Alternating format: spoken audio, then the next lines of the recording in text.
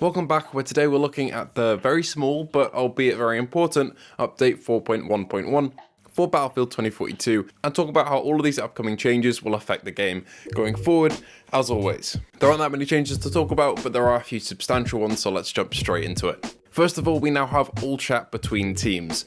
This is either the best idea that they've had so far for community, or the worst, because all chat is either very, very wholesome, or the most toxic place on planet Earth. The only thing worse than this would be having voice chat between teams. Luckily that's never going to happen, but now we have this. And to enable it, you go into your options, display, HUD general, and chat, and turn it on there, because it is off by default. I'm guessing the reason that they make it off by default is because in previous titles, most people would just turn off all chat. Like VoIP, it was off by default when the game introduced it, and I think that's because people used to just turn it off, so DICE set it as off by default. I don't think personally that they're trying to suppress community features, because why would they put it there in the first place? But anyway, we have all chat. Whether that's a good thing or not is up to you, because the Battlefield community in games are toxic enough to their own team, so now we're going to have both teams talking to each other tomorrow.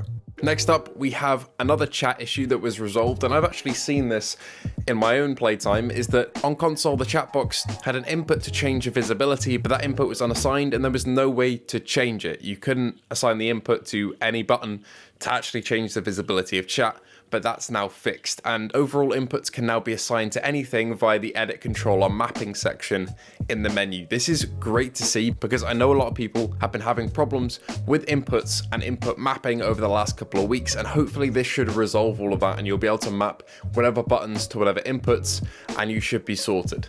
We also have the CAV Brawler, which seemed to have a lot of problems with skins. For some reason, I'm guessing it changes the geometry of the actual model, even though it should have the same hitbox, but maybe it's something to do with that. And it's been interacting with the world a bit weirdly. It either falls through the floor or it doesn't crash into objects, but now it should, and every single skin for the CAV Brawler should be unproblematic.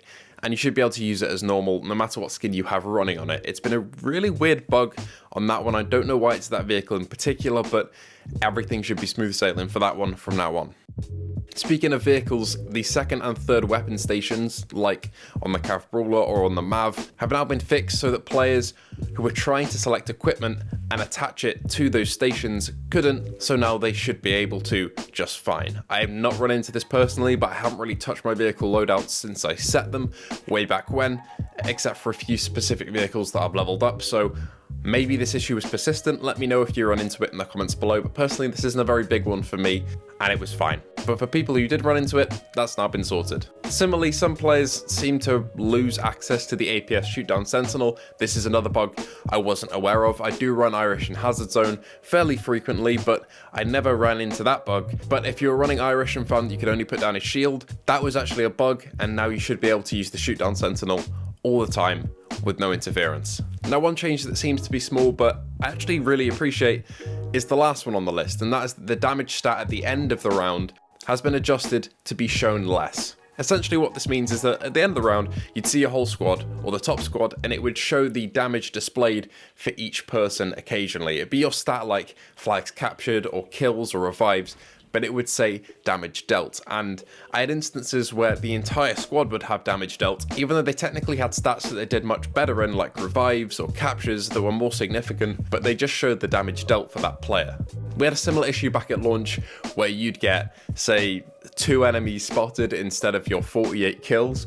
It's a little odd, but we haven't seen that in a very long time, but we did get a bit of a return of it when damage dealt was introduced, but now that's been sorted, so you should see it less. So there we have it. There's all of the changes coming tomorrow in update 4.1.1. As the name suggests, it's quite a small one, but it does have a few changes that we've been asking for, and I'm glad to see it arrive. I also just want to say, although all of these fixes are great, I love to see it. I'd love to see a focus on balancing going forward. I'm sure that'll happen, just putting that out there. Tomorrow I should be covering the new event and everything that I think about it, because I will be playing that currently as this video goes live. But of course, when you see this video, it'll be live for a couple of hours, so if you've played the event, let me know what you think about it down below. Let me know what you think about these changes, and if you want to come and talk to me or anybody else that does love this game, head over to the No Salt Discord. Link is in the description. Anyway, if you did enjoy, consider liking and subscribing, and I'll see you in the next one.